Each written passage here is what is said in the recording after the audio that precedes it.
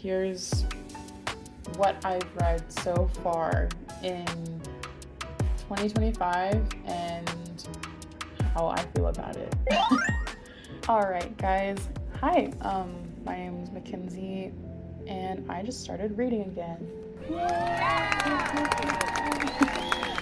I think a lot of people around our age sort of took a long hiatus from reading. Yeah, I think the last series that I read was when I was in middle school and Divergent came out, and I really loved those books. I remember me and my stepsister and my stepmom, we all three were reading it at the same time on our Kindles, and that was just like a really fun experience. And I've been trying to get back into reading like since last year, but every time I pick up a book, I was just using the books that I already had, like a series from when I was in elementary school called the Mysterious Benedict Society. And I would get into it for a few weeks, but nothing was really super grabbing my attention. So I did what I think a lot of people did, and if you're on social media at all, you may have heard of BookTok. I don't have TikTok, so I only get like TikToks through Instagram and Facebook, but you know, nobody could shut up about ACOTAR. And yeah, that has really jump-started my reading journey again, and I've been having so much fun. So I thought I would give it a try and or give this a try and maybe start doing some like book reviews, maybe some fun vlogs. I'll take you to Barnes & Noble occasionally sometimes, maybe, who knows, I don't know. Maybe this won't go anywhere, but it might be fun for me to see and look back on my own vlog / book review / just adventuring blogs, I don't know, or vlogs, not blogs. So starting off with the books that started it all. Like many other people, we started reading A Court of Thorns and Roses. This book was really fun to read, honestly. Do I think it's the best written book that I've ever read in my life? No. There's a lot of flaws in how SJM sort of writes. She repeats adjectives a lot, like her sort of made up, sort of coined adjectives that she likes to use, like in a heartbeat, like those sort of phrases. She likes to reuse them over and over and over and over, like throughout the whole series, not just the first book. I have all of them. Well, right now I only have these 3 with me. I only have these 3 with me because my sister and I are reading them at the same time. Well, she's reading them and I've already finished them, so I lent her the other books, and she's on the second book right now, I believe. I think she's on the second book right now, and yeah, she's having a great time. But yeah, back to what I was saying. Her language can be very repetitive, and even sort of her like story arcs. She has like a trope that she follows, and if you are too much of like an analytical reader, that might take you out of it. For me, it was fine. I thought it was fun. Given what it is, I think it is fun. I think it's worth a read. I think it's a good time. I guess maybe I'll talk about specific things. So, spoilers warning if you haven't read it. So, this would be like whole series review, right? I think this last book, best book in the series. By far, best written. I think the characters were the most interesting that they've ever been. If I had to pick between Rhys and Cassian, I probably would pick Rhys, but not Rhys from this book. Rhys in this book, hate him. He's so annoying and horrible, can't stand him. But Rhys in the first 3 books, yes. We love Rhys in the first 3 books. This one's definitely the best written one. Sure, you gotta read 4 other books to get here, but I think it's worth the journey. She has like a pacing issue that I think like could be improved on. I think it works well in the first book. Some people say this is a slow burn. I'm not really sure that I would say it's a slow burn in that like there is definitely stuff that happens in the first. How long is this book? Okay, it's like 400 pages. There's definitely stuff that happens before you get to these last 100 pages that I think make the book fun to read before you get to the last 100 pages. I wouldn't say it's a slow burn.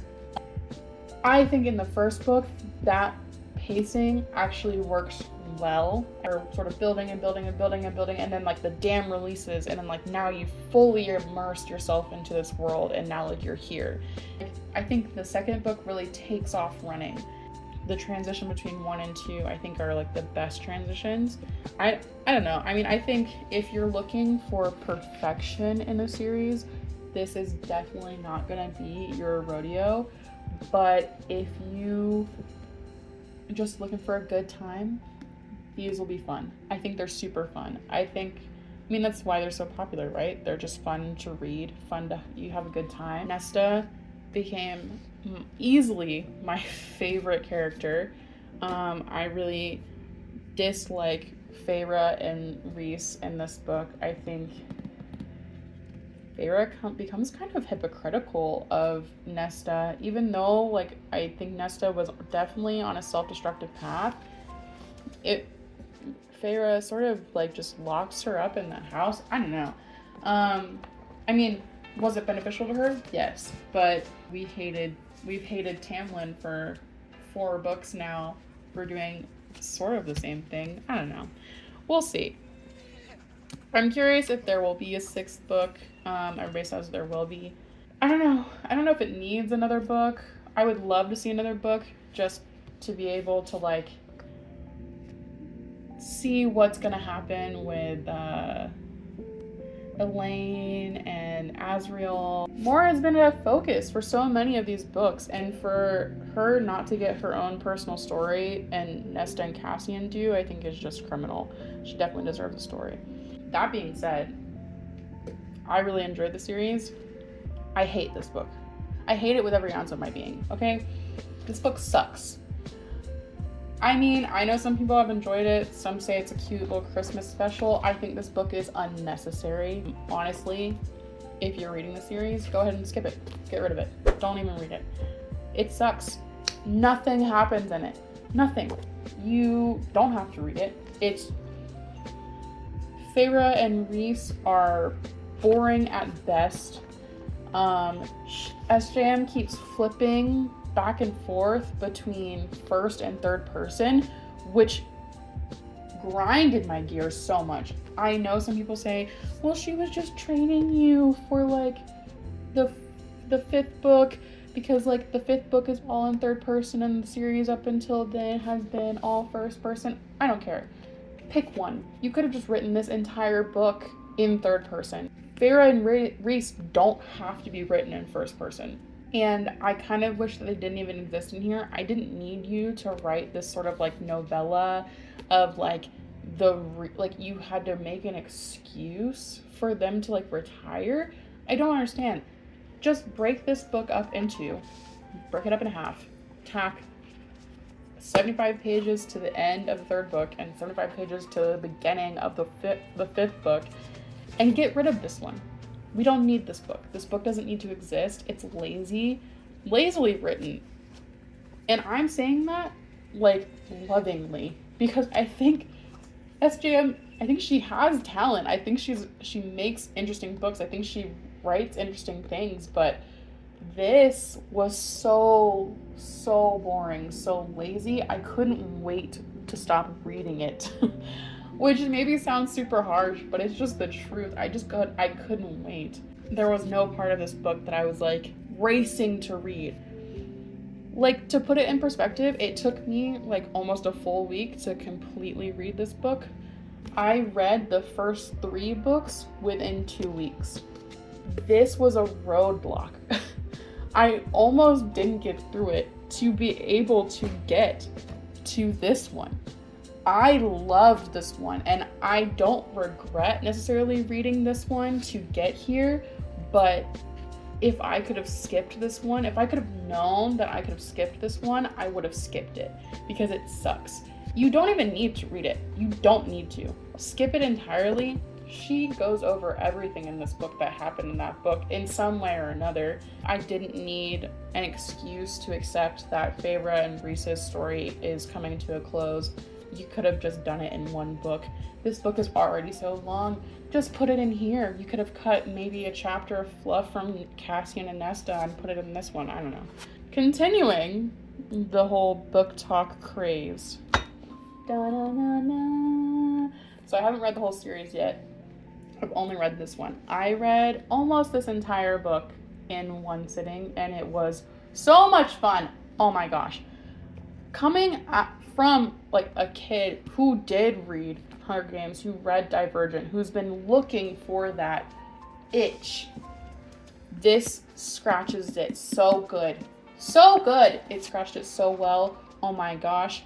I mean, come on. We love the dragons on the side. I thought it was going to be corny when I picked it up. It's not corny. It's cool. I think it's cool. Everybody loves dragons. It scratches that Divergent itch so well. I mean, Violet is so fun. She's so interesting. I love that she's like, I love the sort of effortless, like, inclusivity aspect. I love the, like, I will say, I like Cassian more than I like Xaden. What? But I still love Xaden. Xaden's a great book boyfriend. I think he does a great job. I like the way that you sort of have this, like, Edward versus Jacob, Peeta versus Gale. Like, who's she gonna pick? We don't know, but we knew. She wasn't gonna pick, I don't remember his name. I don't remember his name. I thought he was super cute in the beginning, and then he started to piss me off because he kept, I'm sorry, spoilers, he kept telling her she couldn't do it. And we don't like that. We want a supportive book boyfriend. We don't want what he was offering, okay? Xaden pushed her to her limits in more ways than one, if you know what I mean. And it was just a good book. It was fun. I can't wait to read the second book. I'm gonna go pick it up tomorrow, actually, so we'll see. I think it's a great one. I think it was really well done. I think especially this one was really well done. I loved this series, but I think I might like Fourth Wing better. I don't know. Again, I'll get back to you once I read the whole series, but I think Fourth Wing, for me, between these two, I think I enjoyed this one off the bat more than I enjoyed this one. Maybe. Now, aside from, what's it called? A Court of Frost and Starlight, garbage. Aside from that one, I've read another book since the beginning of the year that was disappointing, to say the least. I don't know if I've ever tried. I was testing out something where you ask ChatGPT to recommend you books. And ChatGPT led me to this series, the Dark Olympus series. Kate Robert, Kate Robert, who knows? I wanted to like this book so much. I wanted to like it so badly. I'm so disappointed by this book. And let me tell you why. So I was told that this was going to be it's the Dark Olympus series, right? It's going to be a Greek mythology, modern day retelling with that like dark romantic element. That sounds delicious. That sounds amazing. I want to eat that up. I want to love this book so much. This book gives me nothing. There's no substance. This is smut. That's all it is. And I'm not saying that I don't like smut. You saw the books that I read before. I'm enjoying the smut. Don't get me wrong. This is only smut. There is no plot. There is nothing that happens in this book that you cannot read online, fanfiction.net, and get your rocks off for free instead of spending $15 on this book. Nothing happens in this book. This is supposed to be a modern retelling of Hades and Persephone. that's as sinful as it is sweet. That's what it says in the back right here. Sinful, yeah, sure, because Hades is a downright freak, okay? Man likes all sorts of exhibitionist type sexual activities. But there was nothing. There was no other storyline other than Persephone and Hades lusting after each other. You were teased with the idea of maybe there being some extra story. The other 13 gods, maybe they have powers, maybe they don't. Does Hades have powers? I don't know. Where is Olympus set? I don't know, because apparently Olympus and California live in the same world. Where is Olympus in the world? If it's a modern retelling that is actually in our real life world, where is it? What continent? Is it in Europe? Is it in Greece? I don't know. She didn't tell me. I mean, we can assume that it's Greece, but she also talked about it like as if it was some sort of like different dimension, because Persephone just can't leave. She says she can't leave because she doesn't have any money. Girl, what? You could leave. She texts about it like she's trapped there, like she could never leave. Are they gonna kill you? I don't know. It's just this, there was nothing in here. I really don't even know a lot about Greek mythology, I'm gonna be honest. I was never that kid in school, never really cared about it all that much. I really wanted to get into it, but I never did. And I was hoping that I was going to read this and be so overcome with interest about Greek mythology and all the stories, and like figuring out like what pieces did she use? What pieces did she change? What's the modernized part? What are the modern politics? There's nothing in here. There is no world building, there is no plot building, there is no character development, there is nothing. If you want what is essentially 50 Shades of Grey, but all the characters have the names of like the Greek gods,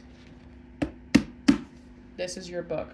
If you think for a second that this is going to maybe introduce you to the Greek mythology, if you think this might actually have some substance or anything, it doesn't. Because even when I was checking out, the girl at Barnes Noble was like, this is my favorite series right now. Everything. There's nothing in here. Yeah.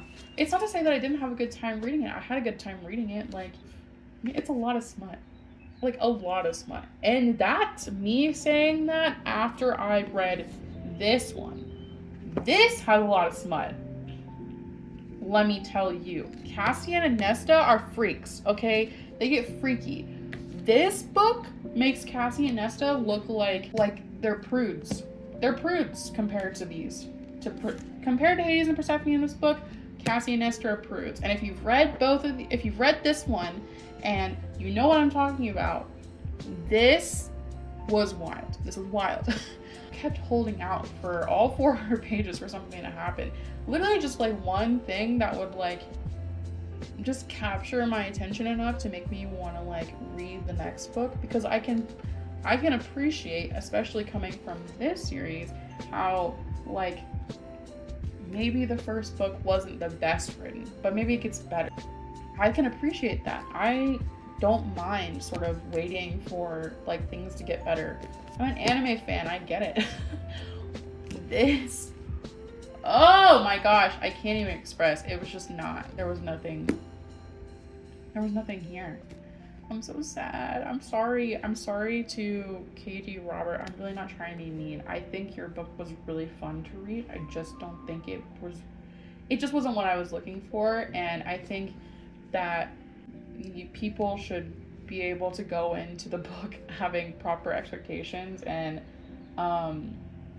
my expectation was that this was going to be a bit more of that Greek mythology story, and it just wasn't. It wasn't for me. I didn't think that it was. Maybe I'm wrong.